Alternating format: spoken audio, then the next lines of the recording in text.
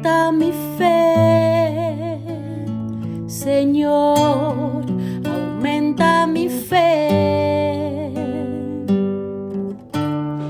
aumenta mi fe, Señor, aumenta mi fe, que nunca olvide tus promesas, que nunca olvide tus palabras, que Él lo crea, que no lo dude jamás. Saludos en este glorioso día y bendiciones a los hermanos y hermanas que me escuchan, que están sedientos de la palabra de Dios. Les envía un saludo su hermano Américo Tejada de la parroquia San Simón Stack San José, que está localizada en el Bronx y pertenece a la Arquidiócesis de Nueva York. Hoy estaremos estudiando el Evangelio según San Juan, capítulo 2, versículos 13 y 14. Si te gusta este segmento, compártelo con otros. Vamos a comenzar este segmento con una oración y lo hacemos en el nombre del Padre, del Hijo y del Espíritu Santo. Señor, que todo lo que hagamos este día inicie con tu bendición y termine con tu ayuda. Que todo lo que digamos este día sea motivado por tu amor e inspirado por tu gracia. Que nuestras obras de este día reciban tu inspiración y perduren en tu paz. Todas estas cosas, Padre Celestial, te las pedimos en el luz y poderoso nombre de tu Hijo Jesús, que vive y reina en unión del Espíritu Santo, quien es Dios, por los siglos de los siglos. Amén. Agradeciendo la participación de la hermana Evelyn Morán y su ministerio de música. Y la palabra se lee en el nombre del Padre, del Hijo y del Espíritu Santo. Dice: se acercaba la Pascua de los judíos, y Jesús subió a Jerusalén, y encontró en el templo a los vendedores de bueyes, ovejas y palomas, y a los cambistas en sus puestos. El versículo 12 dice: se acercaba la Pascua de los judíos, y Jesús subió a Jerusalén. Hermanos, el relato de la purificación del templo de Jerusalén nos ha sido conservada en los 4 evangelios, solo que en diversos momentos. Los evangelios sinópticos colocan la escena en los últimos días de la vida de Jesús, como está relatado en Mateo capítulo 21, Marcos capítulo 11 y Lucas capítulo 19. Mientras que el evangelista y apóstol Juan la sitúa al comienzo de su ministerio apostólico, imprimiéndole un sentido programático que solo podrá entenderse al final. La palabra de Dios, en efecto, promete en el presente un futuro y posteriormente su cumplimiento. De hecho, hermana y hermano que me escuchas, el gesto del Señor Jesús solo se entiende bien situándolo poco antes de su pasión. La indicación de tiempo y de lugar no es un detalle sin importancia. El tiempo es la Pascua judía, en la que se celebra la salvación, y el lugar es el templo de Jerusalén.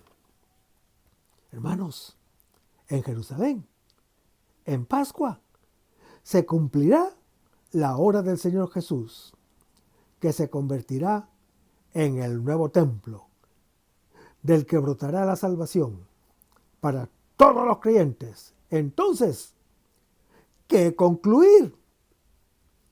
Que el apóstol Juan no depende de los evangelios sinópticos. Los evangelios sinópticos y el evangelio de Juan representan 2 tradiciones independientes que se remontan a una fuente común. Cada tradición y cada evangelista exponen sus propios puntos de vista teológicos, y estos son justamente los que, a nuestro parecer, han impulsado a San Juan a anticipar la escena a los primeros días del ministerio del Señor Jesús, ya que el hecho histórico tuvo lugar probablemente poco antes de la pasión, como lo propone la tradición sinóptica. Hermanos, en la Pascua judía se celebra la liberación de la esclavitud de Egipto, prefiguración de la definitiva liberación, obra del Mesías. El cuarto evangelio consigna 3 Pascuas judías durante el ministerio público del Señor Jesús. Lo podemos leer en Juan capítulo 2, en Juan capítulo 6 y en Juan capítulo 11. La precisión del apóstol San Juan se refiere a la Pascua de los judíos, o al referirse a la Pascua de los judíos, deja entrever discretamente que esta fiesta, en el momento en que se escribe el Evangelio, ha sido sustituida por la Pascua cristiana, según lo anuncia el apóstol Pablo en su primera epístola a los Corintios capítulo 5, donde se lee: porque nuestro Cordero Pascual, Cristo, ha sido inmolado.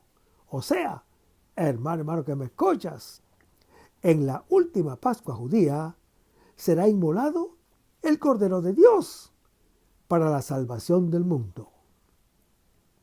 Hermanos, el relato comienza diciendo que la Pascua judía está próxima y termina con el anuncio de la Pascua de Jesús. En los primeros tiempos de Israel, la Pascua judía se celebraba en familia. Luego, como resultado de la concentración del poder, se traslada al templo en Jerusalén. En tiempo del Señor Jesús, con esa ocasión, subían alrededor de 100,000 peregrinos y se sacrificaban hasta 18,000 corderos. Seguimos leyendo el versículo. Dice, de los judíos. Hermanos, en el Antiguo Testamento, la Pascua es del Señor, pero aquí es de los judíos. Para Juan el apóstol, ellos son los jefes religiosos que controlan y oprimen al pueblo, los malos pastores que explotan el rebaño, según lo anuncia Juan capítulo 10, donde el Señor Jesús habla del buen pastor y después describe al mal pastor. Hermanos, el Señor Jesús se dirige al templo de Jerusalén, que era como el corazón de la nación judía. El pueblo necesitaba a los sacerdotes para ofrecer sus sacrificios, y el templo de Jerusalén era el lugar al que afluían las ofrendas y los dones de la comunidad. Los profetas habían anunciado los abusos, y el profeta Zacarías en su capítulo 14 había anunciado esta purificación, donde se lee: y las ollas de Jerusalén y de Judá estarán consagradas a Yahvé Sebaot. Todos los que quieran sacrificar vendrán a hacer uso de ellas, y en ellas cocerán. Y aquel día no habrá más comerciantes en el templo de Yahvé Sebaot. Hermanos, el culto del templo de Jerusalén exigía ese negocio de animales para sacrificar, tanto más que la ley mosaica pedía que se gastara una parte de los diezmos en Jerusalén, según lo anuncia Deuteronomio capítulo 12. Los vendedores tenían, por tanto, su lugar según Mateo capítulo 21. Pero ellos no respetaban sus límites establecidos. Y en el versículo 14 se lee: y encontró en el templo a los vendedores de bueyes, ovejas y palomas, y a los cambistas en sus puestos. Hermanos, en todas las culturas, el templo representa el ombligo que junta el cielo con la tierra, lugar de lo divino y manantial de lo humano, depósito de las normas básicas de conservación de la vida. El templo es el centro del tiempo y del espacio. Establece la división entre lo sagrado y lo mundano. Sin el templo, hermano que me escuchas, el cosmos no gira, se paraliza, como una rueda sin movimiento. Sin un templo, el creyente no puede existir. El templo es siempre símbolo de aquella realidad que da sentido a su vivir. Es el lugar de la fiesta, de la alegría y de la comunión. Pero puede pervertirse y corromperse en mentira y mal. También el lugar del mercantilismo con Dios y entre los hombres. Hermanos, Dios y templo representan el universo de valores que uno persigue, con arreglo a los cuales ordena su propio pensar, querer y actuar para alcanzar una vida cada vez más plena y digna de tal hombre. El templo de Jerusalén comprende no solamente el santuario o santo de los santos, sino todo el conjunto de edificios sagrados, incluyendo los patios. Aquí se trata del patio de los gentiles. Los bueyes, las ovejas y palomas eran las víctimas para el sacrificio por el pecado que el pueblo debía ofrecer para purificarse antes de celebrar la Pascua judía, según lo anuncia Levítico capítulo 4 y Segunda de Crónicas capítulo 30. Los cambistas cambiaban el dinero de los peregrinos, no a moneda judía sagrada, porque no existía, sino simplemente a didracmas. Seguimos leyendo el versículo. Encontró en el templo. Hermanos, el Señor ha entrado en su templo.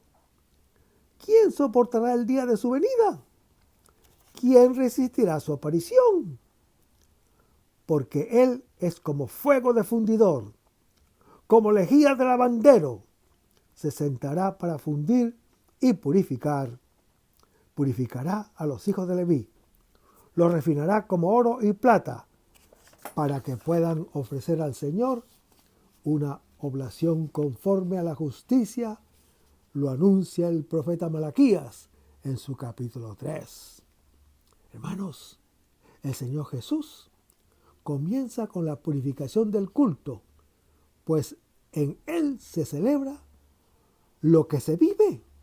Seguimos leyendo el versículo. Dice que vendían el templo, lugar del encuentro con Dios, se convierte fácilmente en un mercado, sobre todo en los meses de la Pascua judía, cuando prosperaban los negocios. Toda realidad buena se pervierte y se corrompe cuando se utiliza como instrumento de poder. Los bueyes, las ovejas y palomas son los animales destinados al sacrificio. Seguimos leyendo el versículo. Los cambistas. Hermanos, los peregrinos que acudían de todas partes, incluso de la diáspora, llevaban monedas impuras, con esfigies y divinidades extranjeras, por lo que debían cambiarse por monedas puras, acuñadas por el templo, propio del templo. El cambio es desde siempre fuente de lucro, toda vez que la ganancia no proviene del trabajo, sino del cambio. Pero además, el cambio es virtual, mientras que la ganancia es real. Vamos a despedirnos con una oración y lo hacemos en el nombre del Padre, del Hijo y el Espíritu Santo. Señor Jesús, ayúdanos a conservar el fervor espiritual, la dulce confraternidad de evangelizar, incluso cuando hay que sembrar entre lágrimas, como Juan el Bautista, como lo hicieron los apóstoles Pedro y Pablo y los otros apóstoles, y también esa gran multitud de evangelizadores que se han sucedido a lo largo de la historia de la Iglesia Católica, con un ímpetu interior que nada ni nadie sea capaz de extinguir. Señor Jesús, que es esta la mayor alegría en nuestras vidas entregadas al Evangelio. Y ojalá que el mundo actual pueda así recibir la buena nueva de tu Evangelio, porque tenemos la tarea de anunciar el reino de Dios y de implantar tu iglesia en este mundo que todavía no te conocen. Todas estas cosas, Padre Celestial, te las pedimos en el luz y poderoso de los Hijos de Jesús, que vive y reina en unión del Espíritu Santo, quien es Dios, por los siglos de los siglos. Amén. Hasta el próximo segmento. Que el Señor nos bendiga.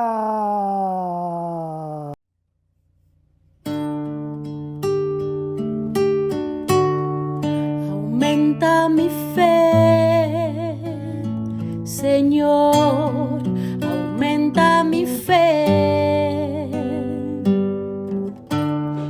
Aumenta mi fe, Señor, aumenta mi fe.